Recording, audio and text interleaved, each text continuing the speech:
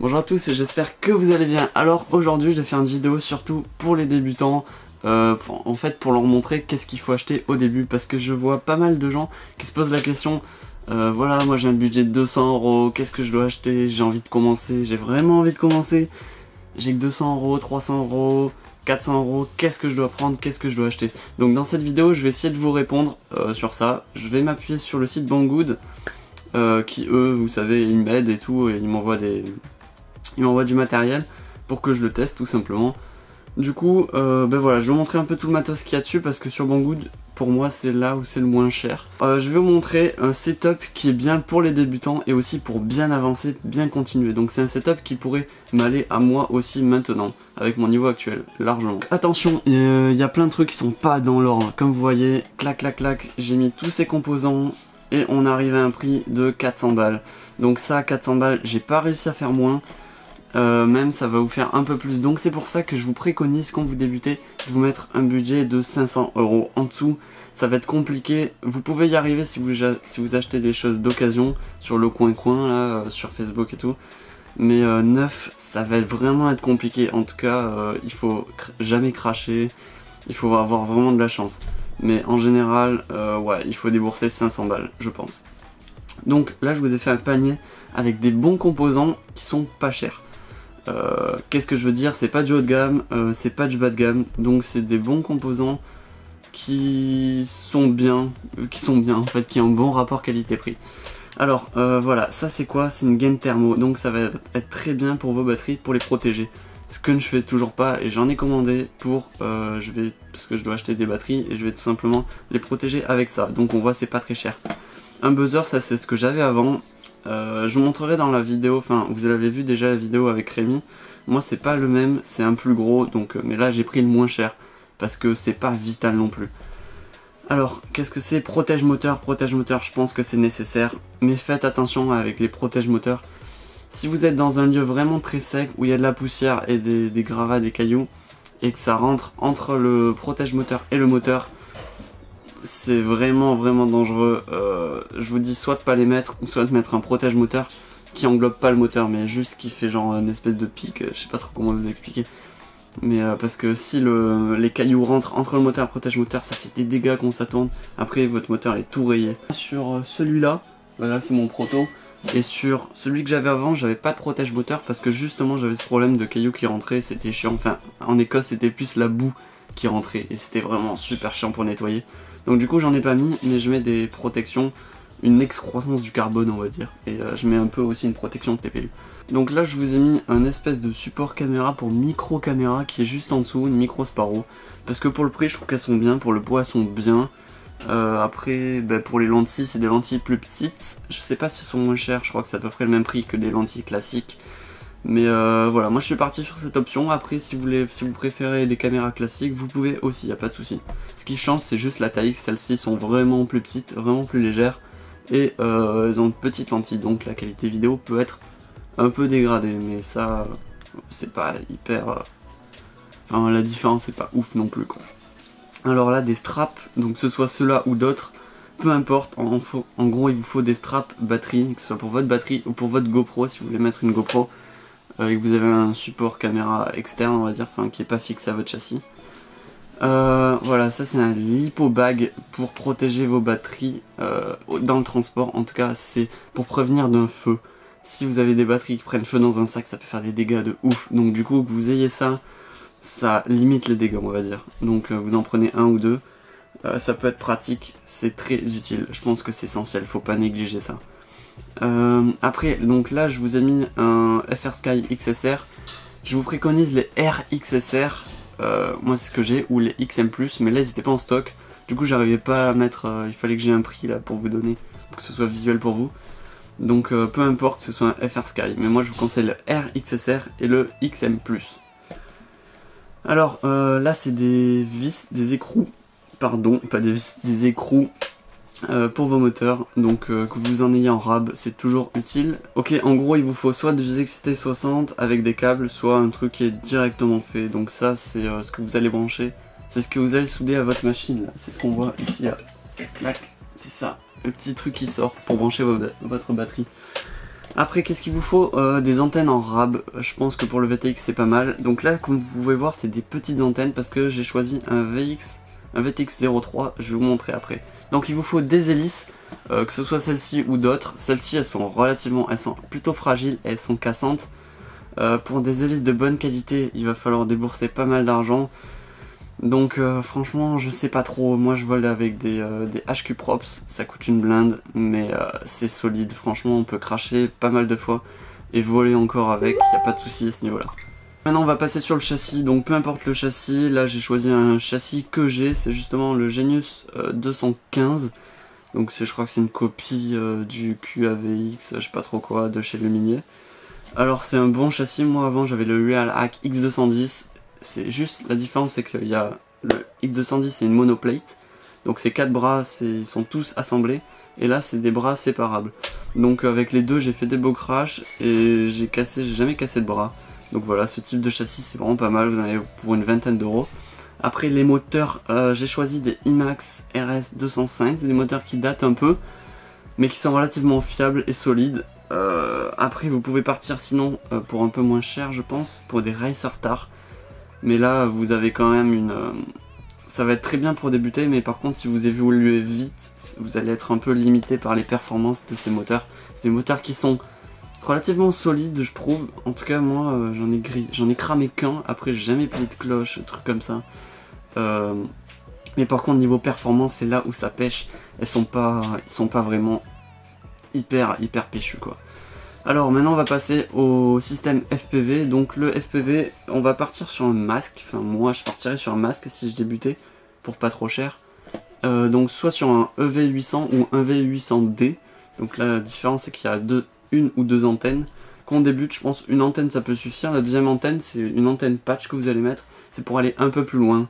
Donc quand vous débutez je pense que vous allez pas aller trop loin non plus. Donc le EV800 je pense qu'il peut suffire.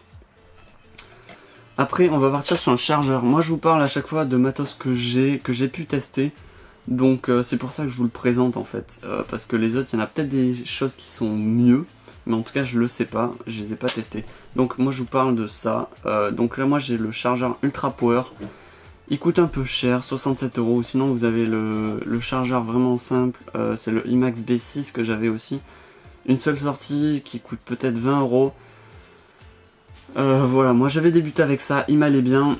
En tout cas, je vous mets tous les liens dans la description des composants qui peuvent vous intéresser. Mais en tout cas, moi j'ai celui-là maintenant. Et là, vous avez deux sorties, donc vous pouvez charger deux batteries en même temps. Donc peu importe le voltage, l'ampérage de ces batteries, qu'elles soient complètement différentes, c'est pas grave vu que c'est deux sorties indépendantes. Des petits buzzers, voilà, pour souder à vos cartes, voilà, pour que votre machine bip en cas de perte.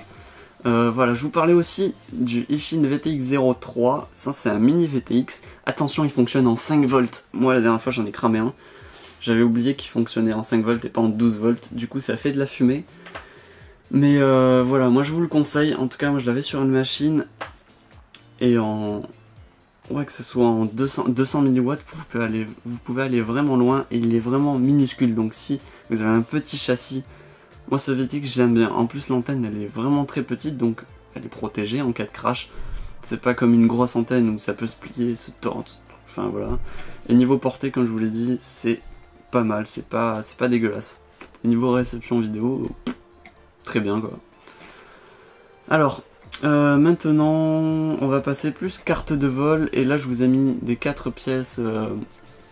Ça c'est des trucs anti-vibration, ça vous permet de mettre des slacks. Vous voyez c'est des étages en fait de cartes, ça vous permet c'est des entretoises, voilà. Donc vous en avez 4 en plus, je vous ai mis ça. Après ou sinon dans ce kit il me semble qu'il y en a, voilà. Donc ça vous avez une Matek F405 STD, c'est ce que j'ai sur une machine, justement c'est celle-ci. Donc pour l'instant j'ai rien à dire, je suis super content, vraiment super content. Et la PDB, je l'ai sur une autre machine et elle est vraiment top en fait. Elle prend du 6S la PDB. Ça c'est vraiment cool. Donc le combo vous avez 30 €, c'est vraiment pas cher. Ok c'est du chinois et tout, mais pour débuter, je pense que c'est nécessaire de prendre des composants pas trop chers avec un bon rapport qualité-prix. Après là je suis parti sur des ESC indépendants, Racer Star. Donc moi j'ai eu une mésaventure avec un seul ESC, Attends, je les ai utilisés combien? Pendant 1 an et demi au moins, sur une ou deux machines même. J'ai eu qu'un seul ESC qui a cramé. Après tout le reste du temps, moi j'ai pas eu de soucis. Il y en a qui ont eu des soucis, donc moi je peux vous les conseiller. Mais il y en a qui ont eu des mésaventures, donc je sais pas. Mais moi je vous les conseille, en tout cas je suis plutôt vraiment satisfait de ça. Et le fait qu'ils soient indépendants, ça vous permet de, quand vous en cassez un ou vous en cramez un, ben, vous jetez pas toute la carte, il vous suffit juste d'en remplacer un. Voilà, voilà. Qu'est-ce qu'il y a d'autre? Niveau batterie, je vous ai pris des Gaoning truc bidule muche, comme vous voyez. Moi je peux retirer plus sur des Infinity, mais là elles étaient pas en stock. Du coup, pour vous simuler un prix, j'ai pris celles-ci qui sont pas trop dégueulasses, en tout cas pour débuter. Elles sont pas chères, elles ont plutôt un bon rapport qualité-prix. Voilà, je vous ai mis 3 batteries. C'est sûr, plus vous en avez, mieux c'est. Mais après, après ça peut vous faire cher. Moi j'ai commencé voilà avec 3 batteries je crois. J'ai pu commencer, mais c'est vrai que c'est galère. Si vous voulez le voler le matin, vous faites 3 batteries. Vous voulez l'après-midi, ça vous fait 6 batteries. Si vous avez un budget vraiment serré, bon bah 3, voilà, vous faites avec 3. Sinon c'est mieux d'en avoir 5, 6. Moi j'en ai 7. Et 7 je suis vraiment tendu en fait. Enfin j'en ai vraiment pas beaucoup pour... quand je vais voler avec des potes et tout, faire de la race, parce que quand tu passes une demi-journée, ça passe vite 7 quoi, surtout si vous crachez pas. Après, là, vous avez tout ce qui est entretoise, trucs en nylon, donc ça c'est cool, c'est vraiment top. Par contre c'est fragile, plein de fois je les ai cassés et tout, mais par contre ça vous fait un montage propre et bien avec des slacks, donc c'est à vous de voir. Si vous achetez les autres, là comme je vous ai montré ici, si vous achetez ça, ça c'est le top, hein. C'est vraiment le top. Sinon, bah, vous achetez ça, mais ça casse quoi. Voilà, faut le savoir. Il faut en changer de temps en temps. Qu'est-ce que c'est ça? C'est des gaines thermo, donc tout ce qui est câblage. Donc dès que vous faites des soudures de vos USB-C, de je sais pas trop quoi, de vos moteurs et tout, vous avez des gaines thermo, ça c'est vraiment top. C'est pour protéger toute votre connectique en fait, tous vos soudures. Ça c'est génial et pour le prix, c'est pas cher du tout. Et qu'est-ce que c'est ça? C'est des condensateurs. Condensateurs, ça vous permet de protéger toute votre électronique. En gros, ça marche comme une mini batterie. Donc vous envoyez, il y a votre batterie qui envoie un max d'intensité et de voltage, enfin en gros un max d'énergie dans votre système pour alimenter vos moteurs. Donc ça fait beaucoup d'énergie d'un coup. Et des fois ça fait des gros pics de tension. Et vos systèmes, enfin votre électronique, genre tout ce qui peut être caméra et tout, eh ben ils peuvent ne pas supporter ça quelquefois. Donc le condensateur justement ça permet de capter ce pic, et en fait ça capte le pic, ça se charge et après ça va se décharger, donc du coup ça lisse les pics, le pic de tension. Qu'est-ce que c'est ça? C'est vraiment cool. C'est une radiocommande. Radiocommande, donc c'est la FR Sky QX7. Moi je l'ai, j'ai pu la tester, j'utilise pour mon simulateur. Et niveau sensation et tout de vol, enfin en tout cas sensation des sticks, c'est comme celle-ci, voilà, comme celle-ci, la X9D, mais celle-ci elle coûte plus de 150 euros, 160 euros, tandis que celle-ci elle coûte 100 euros, donc ça fait ça d'économiser ça fait quasiment le même, enfin pour moi ça a les mêmes caractéristiques, voilà, juste un écran plus petit, par contre le système de molette est mieux. Qu'est-ce qu'il y a d'autre? Ouais, voilà. En fait, vous pouvez faire exactement les mêmes choses qu'avec la la X9D. C'est juste la forme, c'est pas exactement la même. Mais moi, je trouve que... plutôt une bonne forme. Voilà. Donc voilà, je vous ai montré un peu tout ce qu'il faut. Voilà, 22 articles, 400 euros. Ok, je crois que j'ai un oublié. Je voulais juste vous préciser quelque chose. Alors, j'ai noté. Alors... voilà, il faut prévoir des frais pour les hélices et pour les lentilles. Les hélices, ça peut coûter cher et vous allez en utiliser beaucoup si vous voulez beaucoup, si vous crachez surtout, beaucoup. Donc voilà, des hélices, là il faut compter, je sais pas, si vous mettez 30 euros d'hélices, là vous êtes tranquille pour un bon moment, surtout des hélices de bonne qualité. Après, qu'est-ce que vous avez? Qu'est-ce qui peut casser? Le VTX, ils peuvent cramer, surchauffer, des fois, je sais pas, ça peut arriver. Des antennes qui se coupent, donc si vous avez des antennes en rap, c'est cool. Si vous avez un ESC et un moteur en plus, voilà, c'est vraiment le mieux. Si vous voulez pas attendre 3 semaines à chaque fois.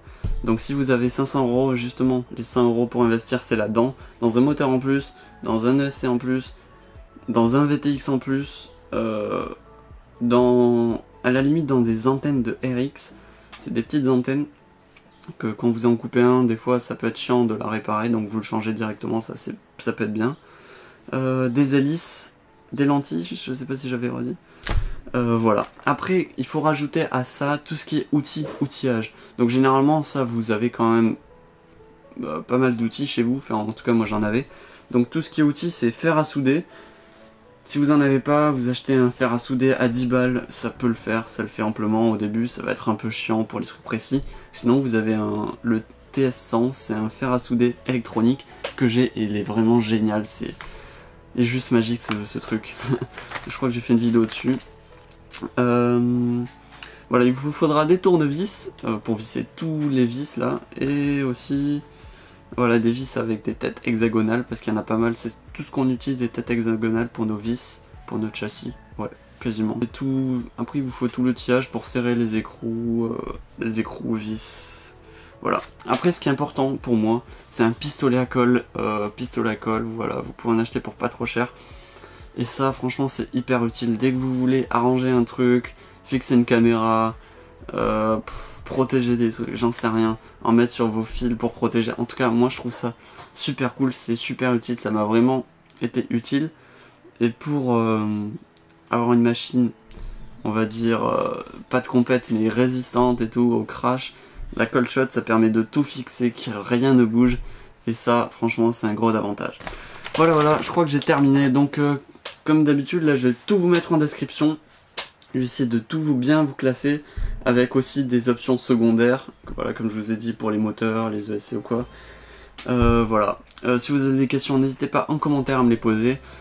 Aussi, voilà, tous les liens que je mets sont affiliés, donc quand vous achetez par mes liens, moi je prends juste une petite commission, c'est-à-dire que vous, ça vous fait le même prix, et moi ça me fait une petite commission, donc ça me permet d'investir justement dans du matériel comme la caméra que j'ai là, dans des GoPro, dans des trucs comme ça. Et ça c'est vraiment cool et je vous remercie à ceux qui le font déjà. Voilà, n'hésitez pas toujours à liker cette vidéo, à vous abonner si c'est pas déjà fait. En tout cas moi je vous dis merci et ciao, bye.